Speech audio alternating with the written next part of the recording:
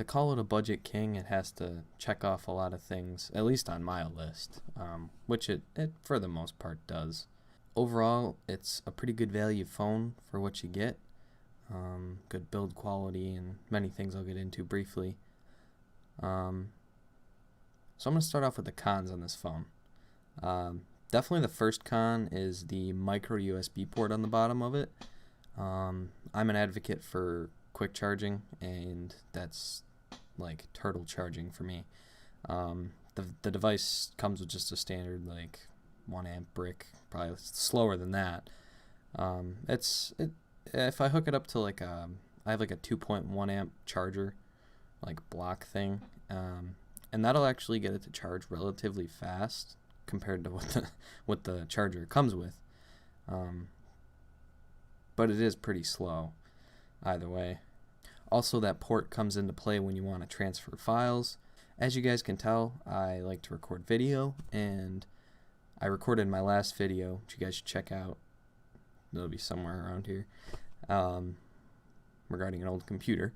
But either way, I was transferring the files over, and it was just sluggish compared to any USB-C standard, or even Lightning's faster than this micro USB's treating me right now. So kind of sucks, but limited there. The next con would be the cameras. They're trash.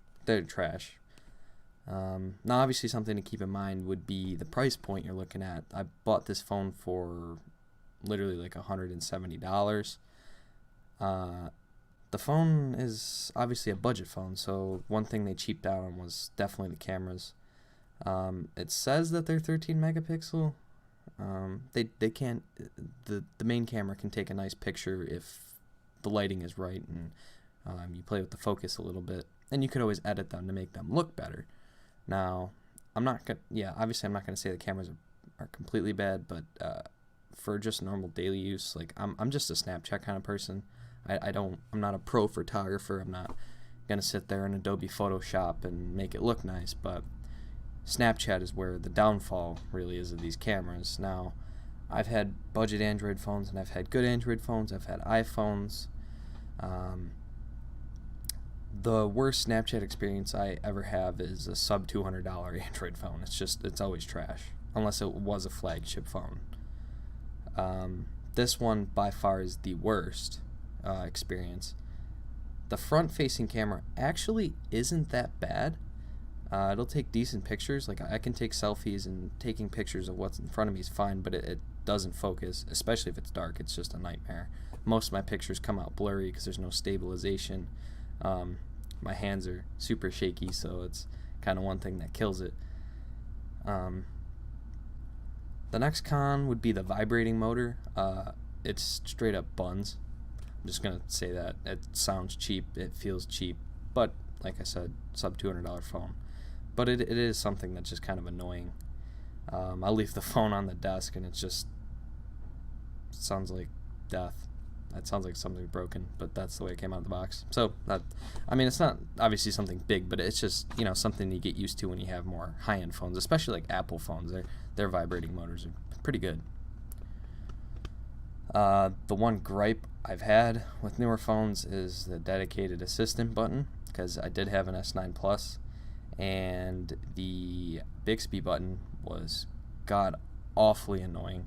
I would always bump into it, and it was annoying. It just pissed me off. So with this phone, I couldn't escape that. I got a Google Assistant button that activates even more than the goddamn Bixby button did. I find myself pulling my phone out of my pocket, and on the actual phone, you have the notification LED/power button here, and then you have the Google Assistant button literally on the opposite side, and it feels just about the same size. So I pull my phone out of my pocket literally like backwards, and then I'll click the Google Assistant button, and then I have to wait like 5 seconds for Google Assistant to come up, and it's just irritating, and there's nothing I can do about it. Here are the top results, starting with one. Shut the fuck up.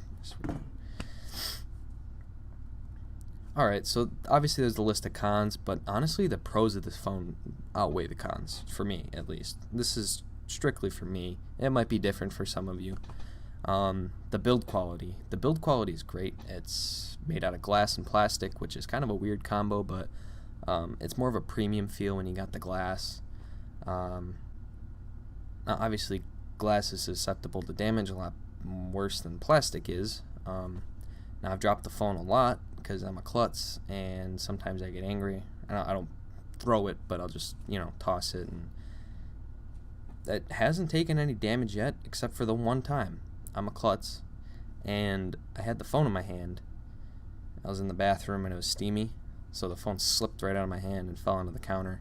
There's just a little crack up in the top of the the phone, so that kind of sucks, but I don't have a case on it, and whatever, it was a $170 phone. If it really means a lot to me, I can go out and buy another one, honestly. I know, I'm loaded. The battery on this phone, you got a 3000 milliamp hour battery, which is relatively small. Well, since the device runs pure Android, there's no skin on it, that's a battery saving factor right there. The 400 series Snapdragon chip, pretty good on power from what I can tell. And the 720p screen is definitely a battery saver for screen on time. I find myself cranking the brightness because it is just a cheap LCD panel, but when I am outside, it is bright enough to actually be outside on a sunny day in the middle of the summer. It's not bad, which actually kind of surprised me, which is another pro. I find myself getting in the range of 3 to 4 hours of screen on time, at least according to the phone itself. It feels like forever though. I can scroll through Instagram, Facebook, Twitter, and do all this other stuff, text people, Snapchat, and it doesn't really suck on power. I'm always streaming music when I'm in my car. Like I said, social media, occasionally a YouTube video. It's really good for an Android phone, especially. You get the random battery drain shit like that. I had that happen once, but it was just an app that I downloaded. It was just open in the background constantly, so I just deleted it. Another thing I like about it is just aesthetically is the notch. It just makes it feel like more of a modern phone, because people like you and I are just used to older phones with, you got the top bezel and the bottom bezel and maybe a little bit on the sides, which this has a little bit on the sides and the chin, but the notches, it's nice, and then you get the notifications and the battery percentage and things and the time, whatever, up in the corners while you have the full screen, which I kind of like it. Another pro for me is the fingerprint scanner. So the fingerprint scanner is actually pretty snappy. It's not the fastest thing, but it is a budget Android phone, which it's nice to even have a fingerprint scanner and no face scanning and things like that. I just like to be able to not look at my phone, pull it out of my pocket, unlock it, and then go over and look at my phone. Just something I'm used to, and I like it. Now, like I said, I had the bug with the battery drain, but that's like every single Android phone ever. And the other problem is my Snapchat.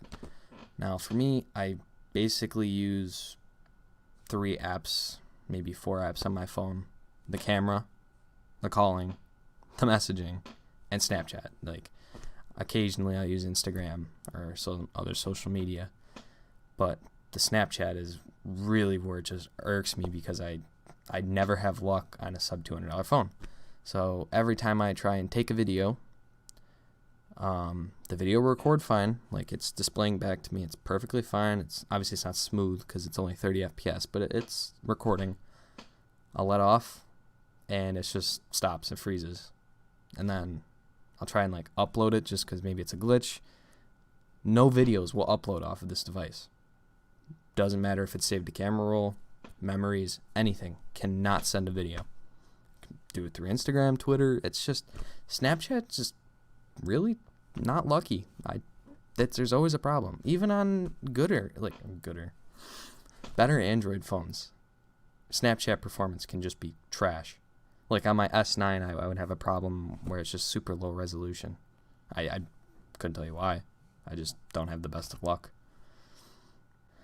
The other pro to this device would be the Snapdragon 400 series. It's the 439. It is an octa-core processor, low-end Adreno GPU. So you can play games. I played PUBG, show you that. It's not the fastest, it's laggy, it's on the lowest settings, but I don't play games, so it doesn't really affect me, but just so you know, you can play games on it.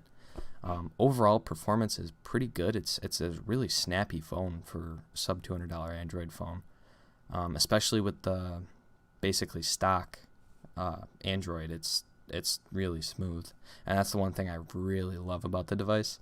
Now, when I went on to buy a device, I wanted to buy an Android One device because I know that you get stock Android and it's just nice and easy. You get updates.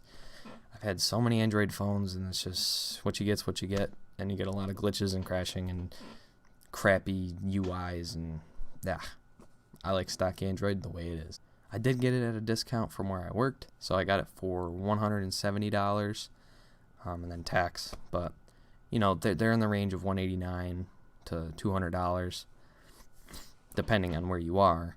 That's here in America. I don't know. This is a global phone, so that is something to consider. That being said, this phone it's a pretty good value, at least for me. Like I said, the only thing that really irks me is just the Snapchat won't work, and I shouldn't be expecting much from an Android phone. It's never really a good experience. Some other just weird, quirky things that might be useful to you is the dual SIM. I personally use it just because I have a special case, and it's easy to switch between them. You can send and call from each line, and you can choose to use your data on either line, so it'll be primary to whatever SIM card you set it on, which is nice. The other thing that's really nice is headphone jack. I use that in my car because I'm not privileged with Bluetooth or anything like that, so I just got an aux port. So I just use the aux cord, and it doesn't sound crappy. It's just a 3.5 millimeter jack. It even comes with a wired pair of headphones. They sound like crap, but I mean, hey, it's the thought that counts, right? Another quirky thing would be the power button doubling as a notification LED. It's pretty cool. I know when I have a notification, but I don't know what notification I have, so I don't know. It's kind of like somewhere in between, like like the Samsung LEDs and nothing, which I'd rather have something than nothing. It's nice. Another thing that's nice is you do get a micro SD card port, so I expanded my storage by 32 gigabytes, so I'm at a total of 50 something. No, 48. You know, I amaze myself on how I even breathe sometimes.